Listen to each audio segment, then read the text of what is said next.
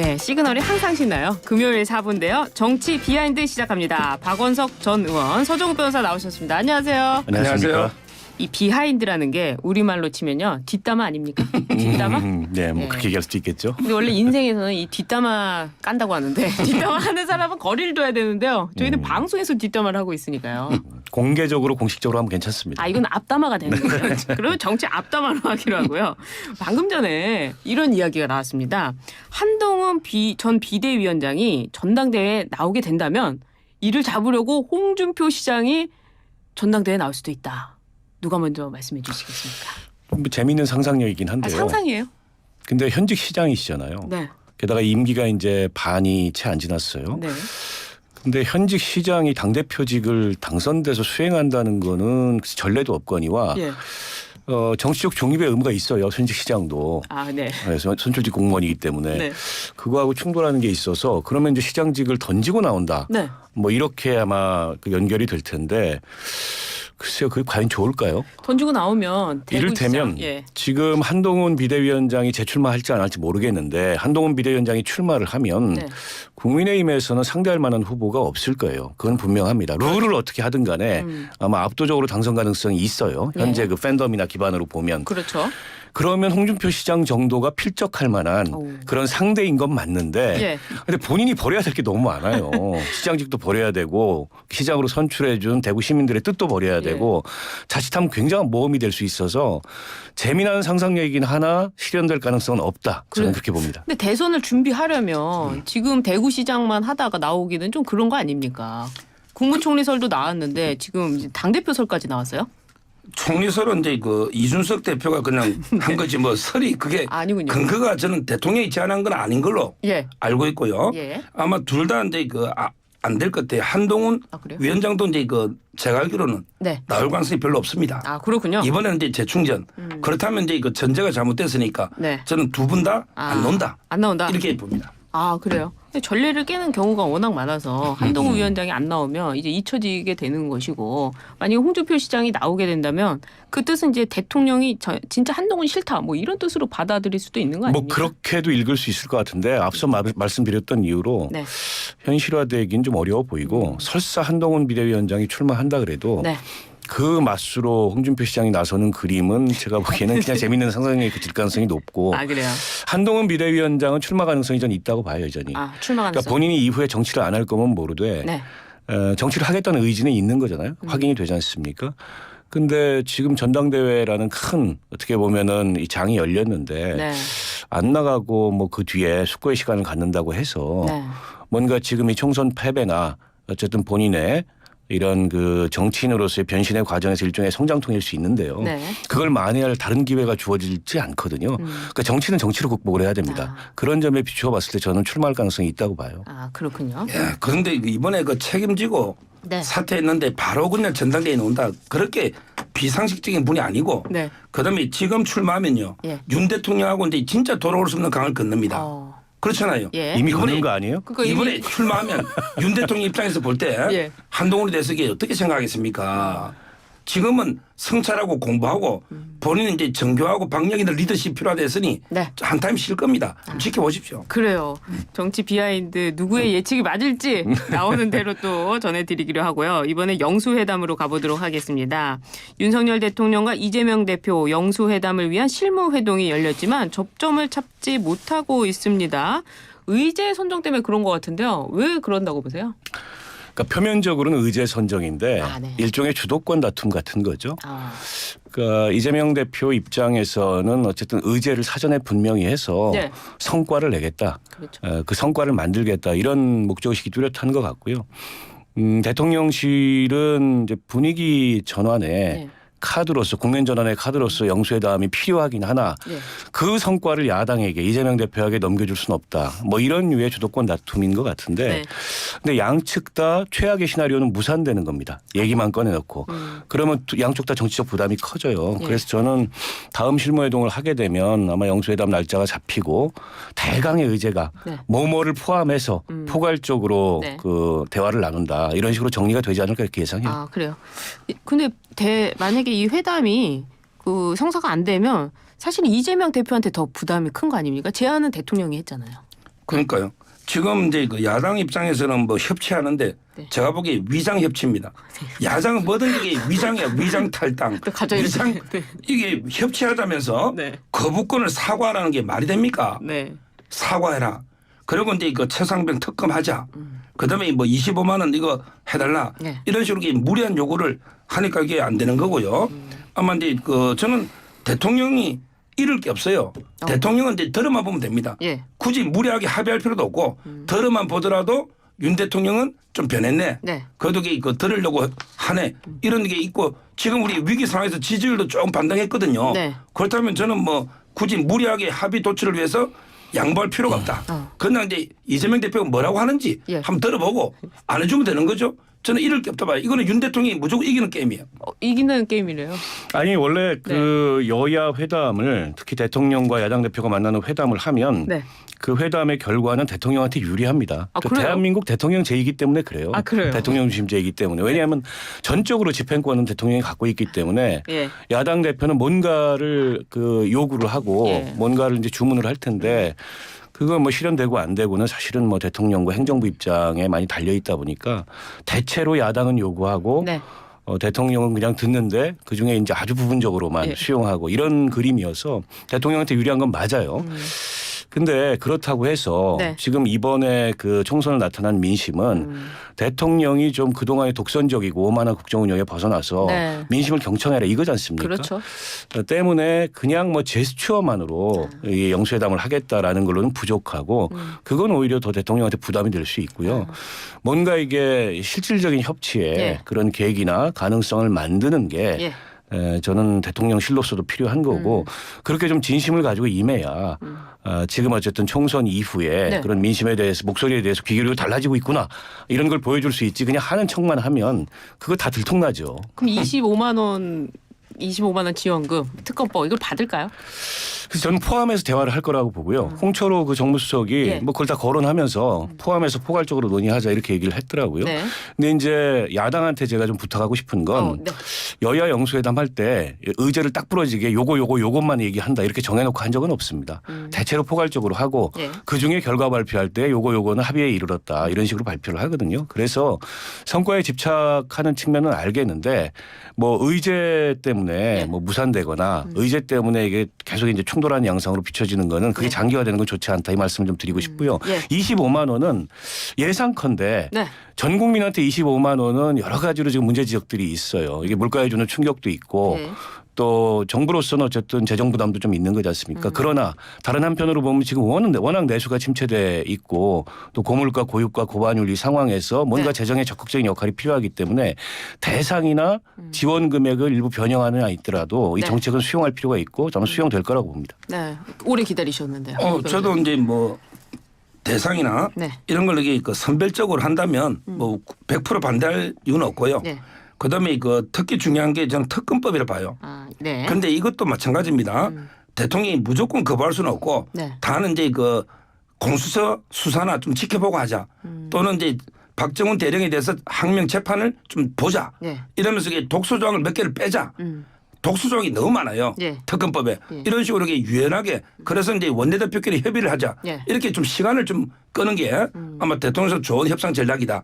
무조건 이게 반대할 수도 없고 예. 그런데 덜컥 합의해 줄 수도 없잖아요. 네. 이렇게 당의 원내대표들끼리 협의에 맡기는 게 좋겠다. 이래 봅니다.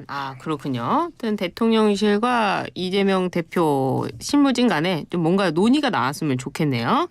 이에 대한 맞대응책을 마련해야 하는 이재명 대표가 그간 거리를 뒀던 조국혁신당의 조국 대표와 갑자기 만났습니다. 원래는 아직 당선인이니까 국회의원 아니지 않냐 뭐 이러기도 하고 뭐하러 만나느냐 뭐 이런 얘기도 했는데 갑자기 만났어요. 그러니까 조국 대표가 그 야당 대표 연석회의를 예. 제안을 했는데 조금 부정적인 반응이었던 건 맞습니다. 민주당에서. 네. 정상회담이 필요하면 대통령이 각자 야당 대표들하고 만나면 되지. 예. 지금 단계에서 뭐 야당 연석회의를 영수회담 앞두고 하는 건 아닌 것 같다라는 반응이었는데 어제 갑작스럽게 조국 대표하고 회동한 이유는 아마 이제 대통령실을 향한 일종의 제스처하고 시위인 것 같아요. 그러니까 결국에는 이제 범야권 이걸 크게 묻겠다. 예. 만약에 이제 대통령실이나 이 윤 대통령이 진정성 없이 이렇게 계속 나온다면 그런 시그널을 보낸 거라고 보고 동시에 그 회담의 내용을 조국 대표하고 회동한 내용을 뜯어보면 이게 재밌는 게 예. 그 여야 영수회담에 있어서는 가급적 대통령실은 구체적으로 안 하려 그래요. 예. 얘기를 포괄적으로 열어놓고 네. 성과도 포괄적으로만 남기려고 하지 구체적으로 안 남기려고 합니다. 예. 근데 그 모습이 이 민주당하고 조국혁신당하고 양 대표 사이에서 거꾸로 나타나요. 이재명 대표는 가급적 구체적인 얘기를 안 하려고 그럽니다. 네. 포괄적인 협력을 열어놓는 걸로 얘기하려고 하고 네. 이제 조국 대표나 조국혁신당에서는 가급적 구체적으로 예. 뭘 했으면 좋겠다. 이게 이제 각자 위치에 따라서 네. 재미난 입장의 변화이긴 한데요. 그러나 어쨌든 민주당 입장에서는 우군으로 조국혁신당을 안고 가야 되기 때문에 그런 차원에서 양당 사이에 생긴 긴장을 네. 조금 완화하는 취지에서 이제 회동이 열린 게 아닌가 싶습니다. 어떻습니까? 지금 이제 예. 그 제가 보기에는 영수회담이 지금 거의 교착 상태거든요. 예. 실무 협상이 제대로 안 되잖아요. 예. 이게 아마 잘 됐으면 이재명 대표가 조국 안 만났을 거예요. 그래요. 왜?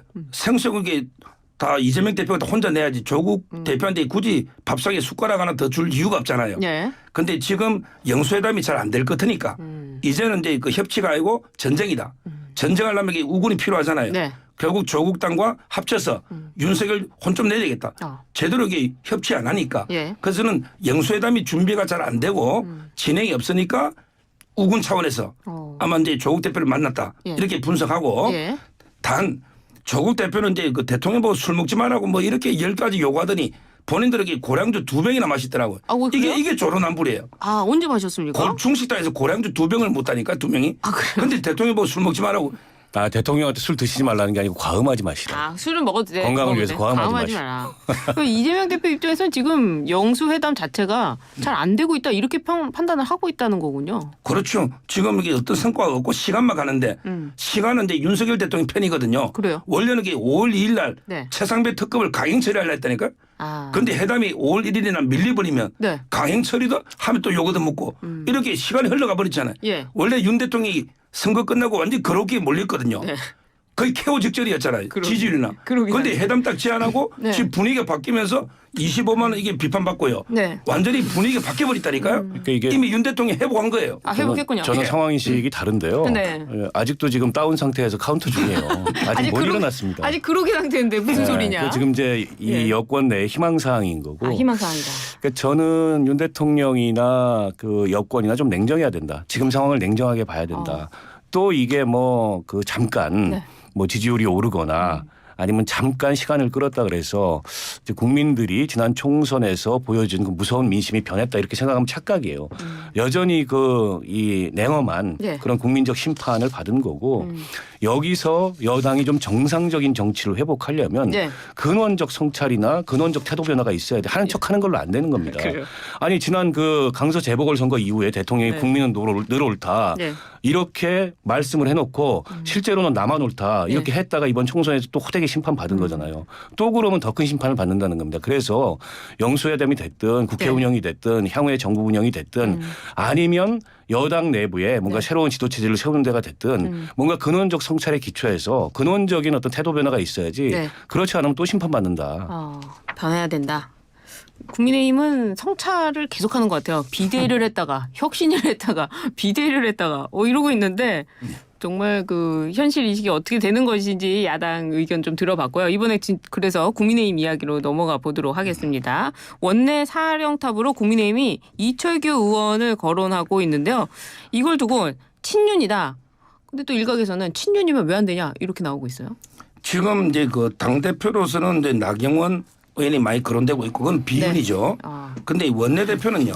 지금 대통령실하고 이제 그 입법 협조할 게 너무 많아요. 네. 대부분 이게 말도 안 되는 특검법 공세. 네. 예를 들어 최상병, 그다음에 그 김건희, 네. 그리고 이제 그 한동훈 특검법까지 조국 대표는 운운했거든요. 네. 이거는 걸 이렇게 입법 공세를 막아내야 되잖아요. 그리고 여러 가지 이제 또 거부권 할 게 말도 안 되는 입법들이 많아요. 네. 대표적으로 이제 민주화 유공자법이라든지 그렇다면 저는 한 팀이 되는 게 필요합니다. 네. 지금 이게 꼭 반윤이 대화 원내대표 되면 대통령 계속 삐걱거리거든요. 제 개인적으로는 이제 뭐 이철규하고 김도읍 의원이 거론되는데 네. 저는 원내대표는 오히려 이제 그 이철규 의원이 괜찮겠다 이런 생각을 하고 있어요. 아 그렇군요. 저는 이걸 보면서 여전히 정신 못 차렸다 이런 생각이 드는데요. 계속 정신 못 차려서 이철규 의원이야말로 이번 총선 패배의 책임이 굉장히 큰 분이에요. 이분이 그래요. 사무총장을 했지 않습니까? 네. 그런데다가 뭐 인재영입위원장, 공천관리위원 결국에 총선 패배에 직접적인 원인 제공을 한 공동선대위원장은 아니었지만 예. 당사자 중에 한 사람이었고 네. 이른바 수직적 당정관계에 선봉에 섰던 사람이에요. 네. 근데 이런 사람을 다시 원내대표로 이번에는 또 이제 지위를 바꿔가지고 계속 수직적 당정관계를 유지하겠다. 그러면 국민의힘은 결국에는 지금까지 대통령이 주도하고 네. 대통령이 이 기강을 잡았던 정당에서 네. 변하지 못하는 거예요. 그러니까 지금은 당이 좀 자율성을 가지고 정부를 향해서든 대통령을 향해서든 필요할 때는 목소리를 내고 이러라는 게 이번 총선의 민심인데 그걸 막기 위해서 또다시 윤핵관 핵심 중에 핵심을 네. 그 대통령실 비서실장에 이어서 원내대표까지 하는 건 또 당을 그렇게 관리하겠다는 거 아닙니까? 정신 못 차린 거죠. 근데 그 민주당 이야기를 좀 들어보면요. 민주당은 또 친명 박찬대 의원을 거론하고 있어요. 사실은 뭐 역대 정부로 치자면은 그 당에 또 뭐 친문 예를 들어 문재인 정부 때는 친문 또 뭐 지난 정부에는 뭐 친박 이런 식으로 그렇게 가는 거 아닙니까? 사실은요. 모든 당이 근데 여당하고 야당은 달라요. 다르군요. 네, 특히나 지금 그 여당이 예. 수직적 당정 관계에서 당이 제 목소리도 못 냈기 때문에 대통령실이나 행정부에 대해서 필요한 어떤 견제 역할을 못했다 이런 성찰이 있는데 네. 그걸 또다시 연장하겠다 그러면 이거는 국가적으로 좀 바람직하지 않은 거고 네. 저는 지금 야당에서 제일 문제가 된 분위기가 뭐냐면 이른바 친명이라고 하는 박찬대 의원이 나서니까 추대 분위기예요. 예. 근데 야당이 아주 비상시기가 아니고서는 무슨 원내대표를 추대하거나 이런 적이 없거든요. 이거는 어떻게 보면은 야당이 다양성을 잃고 이른바 이제 이 친명 더 나아가서 찐명 한 목소리로 일원화된다는 건데 네. 게다가 국회의장 후보들까지도 이재명 대표하고 호흡을 그 국회의장이 굉장히 중요한 덕목으로 거론하고 있어서 이거는 별로 바람직한 체질이 아닌 거죠. 네. 제가 이제 그 9년 정도 되고 평론한 지. 아 예. 근데 평생 세 가지를 처음 보면 민주당에. 네. 첫째는 이제 대표가 연임하는 거. 이제까지 2년 한 대표가 연임한 적을 저 처음 봐요. 네. 그다음에 두 번째 원내대표를 경선 안 하고 추대하는 거. 네. 이것도 아마 역사상 처음일 거예요. 그다음에 세 번째 국회의장을 개딸들이 투표하는 거. 예. 이거야말로 완전히 민주주의가 무너지는 우리 그 민주당이 완전히 그냥 일당 독재 이재명 당으로 변해버린 네. 참 심각한 상황이고요. 예. 그다음에 아까 이제 그 이철규 의원은 우리 박완석 의원이 뭐 윤석열 성공을 바라겠습니까? 제가 더 바라겠습니까? 제가 국민을 더 사랑하겠습니까? 저분이 더 하겠습니까? 저는 충원이고 이분은 이게 당이 분열되고 우리 보수 분열을 바라는 조언을 들으면 안 돼요. 제 조언을 들어야 돼요. 여기 새로운 이거 미래잖아요. 굉장한 왜곡인데요. 왜곡이에요. 누가 더 사랑해요? 국민의 한 사람으로서 사랑합니까? 윤석열 정부가 네, 잘 성공하기 위해서는 저렇게 바랍니까? 가면 안 된다는 지적을 한 거고요. 성공을 바라세요? 그럼요. 윤석열 성공 정부 바라시는군요. 성공해야죠. 좋습니다. 그리고 민주당이 지금 세 가지를 처음 본다고 얘기했는데 네. 분위기는 있는데 세 가지 중에 하나도 결정된 건 없어요. 아직 없군요. 그러니까 이재명 대표 연임도 결정된 건 아니고 네. 원내대표 추대도 결정된 건 아니고 국회의장에 당원 투표권을 주는 것도 결정된 건 없어요. 그런 네. 주장들이 있을 뿐인데 네. 그런 주장들이 조금 이례적이고 우려스러운 주장인 건 맞죠. 네. 그렇게 당이 다양성을 잃으면 안 됩니다. 그 여당이고 야당이고 마찬가지예요. 네. 다양성을 잃었을 때 어떤 결과를 내는지 윤석열 대통령이 당을 장악한 사례에서 잘 봤잖아요. 근데 다양성 얘기를 그렇게 가면 안 되는 거죠. 그러셨는데 민주당의 이번 공천이라든지 그리고 지금 새로운 미래도 탈당해서 나오셔가지고 저 지역 탈당 안 했습니다. 아니, 아직 당원이에요. 제 말은 민주당을 탈당해서 새로운 미래도 하셨지만 네네. 지역구 의원을 내봤자 실제로 총선에서는 크게 그 득표를 못하는 상황 아닙니까? 그렇다면 그러니까 이번 다양성이 이제 필요한 총선의 겁니까? 민심은 이제 심판의 민심이었기 때문에 심판을 위해서 가장 그 날카로운 도구가 뭐냐 네. 여기에 초점을 두고 유권자들이 평가를 했는데 매번 선거에서 민심이 꼭 같지는 않아요. 네. 그리고 이제 민주당이라는 이제 정통 민주정당의 오랜 어쨌든 경쟁력을 유지해 왔던 거는 다양성입니다 내부에. 그렇군요. 다양한 목소리가 네. 상호 비판하고 상호 견제하면서 예. 당의 역량이나 혹은 정치 역량을 상승시켜 왔던 건데 지금처럼 이렇게 일색화되는 거는 여야를 떠나서 저는 바람직하지 않다고 봐요. 민주당의 이렇게 다양성 없는 소리 그 최재성 전 정무수석은 DJ도 이런 적은 없었다 이렇게까지 표현을 했거든요. 어떻게 보십니까? 그러니까 지금 이제 그 민주당이 완전히 개딸 전체주의에서 네. 이재명 1당 4당이 돼버린 거죠. 저는 제1야당이 완전히 그 민주화가 말살돼 버렸다. 네. 이 말은 이래 되면 의회가 민주화가 말살되고요. 이러면 이게 우리나라 전체가 민주주의가 무너집니다. 네. 정말 심각한 저는 우리나라 민주주의 법치주의 붕괴의 가장 큰 원인은 개딸이다. 개딸이다. 예, 그렇게 이게 지금 서정욱 변호사 말씀을 들어보면 예. 윤 대통령과 여당은 네. 일원화돼야 되고 야당만 다원화돼야 된다. 결국에 윤 대통령이나 여당은 민주주의 할 생각이 없다. 아이, 그거- 민주주의는 야당이 지켜라. 뭐 그래요? 이런 말씀을 하시는 것 같은데 그런가요? 네. 뭐 그렇긴 했어요. 사실은 아, 그래요? 그렇긴 네. 했는데 그거 좀 이율배반적이잖아요. 그럴까요? 예. 어떻습니까, 변호사님? 뭐 반박을 하셔야죠. 아니 지금 이제 그 야당은 너무나게 이재명 일당 독재가 된 거고요. 오히려 국민의힘은 모래알처럼 돼 있으니 네. 오히려 이제 리더십이 회복되기 위해서 저는 대통령실과 호흡이 맞는 네. 이런 이제 이철규 진유 이런 게 필요하다는 거죠. 알겠습니다. 하여튼 누가 됐든 간에 윤석열 정부의 성공을 바란다는 거는 확인을 했습니다. 알겠습니다. 이번에는요. 제3지대 이야기를 좀 해보도록 하겠습니다. 속이 쓰리실 것 같기도 한데 네. 제3지대 지금 이준석 개혁신당 대표가 홍준표 총리설을 띄우고 있습니다. 서로 주거니 받거니 하면서 좋아하고 있는데요. 이유가 뭘까요?